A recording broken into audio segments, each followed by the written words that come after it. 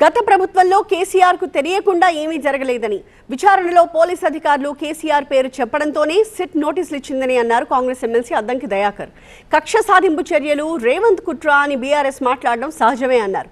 తప్పు చేసి తప్పించుకోవడానికి బీఆర్ఎస్ చేస్తున్న ప్రయత్నాలు ప్రజలకు తెలుసని, సిట్ విచారణలో కేసీఆర్ వాస్తవాలు చెబితే మంచిదన్నారు అద్దంకి దయాకర్.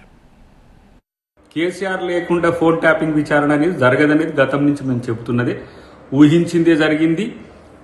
ఏ బీఆర్ఎస్ నాయకులు కేసీఆర్కు దగ్గరగా ఉన్న వాళ్ళు ఎవరైతే ఉన్నారో, ఎవరు కేసీఆర్కు దగ్గరైంది, కేటీఆర్ను విచారించినప్పుడు అదే, హరీష్ రావును విచారించినప్పుడు అదే, సంతోష్ రావును విచారించిన అదే, అధికారులను విచారించిన కేసీఆర్ పేరు చెప్పడం వల్లనే కేసీఆర్కు నోటీసులు వస్తున్న పరిస్థితి.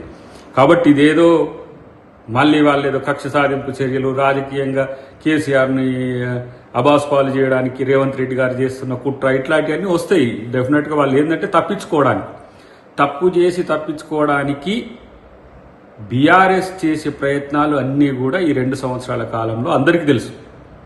దబాయింపులు తెలుసు, బెదిరింపులు తెలుసు, డైవర్ట్ టాక్టిక్స్ తెలుసు, వాళ్ళేదో పెద్ద స్కాములు బయటపెట్టినట్టు నటించుడు తెలుసు, లేకపోతే ప్రభుత్వం మీద ఏ విధంగా బురద జల్లాలనే ప్రయత్నం తెలుసు. కానీ కేసీఆర్కు తెలియకుండా ఎప్పుడు ఏది జరగదనేది మాలాంటి వాళ్ళకి తెలుసు, ముఖ్యమంత్రి గారికి తెలుసు, కాంగ్రెస్ పార్టీకి తెలుసు.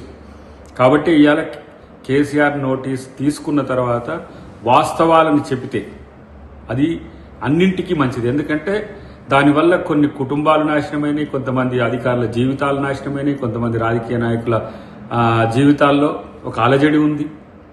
చివరికి తన రాజకీయ భవితవ్యం కూడా దానివల్లనే నష్టపోయిందనే విషయాన్ని బలహీనతలో బలాలు తెలుసుకొని వాళ్ళని బలహీనులుగా చేయడానికి చేసే కుట్రలు ఏవైతే ఉన్నాయో ఇది రాజనీతి కాదు, ఇది దొరతనం కూడా కాదు. నాకు తెలిసి ఇలాంటి భారత రాజ్యాంగ పరిధిలో పనిచేయాల్సిన వ్యక్తులు, భారత రాజ్యాంగాన్ని అమలు చేస్తూ పరిపాలన కొనసాగించాల్సిన వ్యక్తులు ఇలాంటి నీతిబాహ్యమైన, లేదంటే ఇంకా చెప్పాలంటే దిగజారే రాజకీయాలకు ప్రభుత్వాలను వాడుకోవడం అనేది మంచిది కాదు. ఇది ప్రభుత్వంగా కాంగ్రెస్ పార్టీ దేశం మొత్తానికి ఇదొక దిక్సూచిగా ఉండాలి ఈ కేసు యొక్క వివరాలనే ఉద్దేశంతో ముఖ్యమంత్రి గారు దీని మీద సీరియస్గా తీసుకుని డెఫినెట్గా ఈ అంశంలో ముద్దాయిలు ఎంతటి వారైనా సరే శిక్షింపబడాలనేదే మాలాంటి వాళ్ళ యొక్క కోరిక.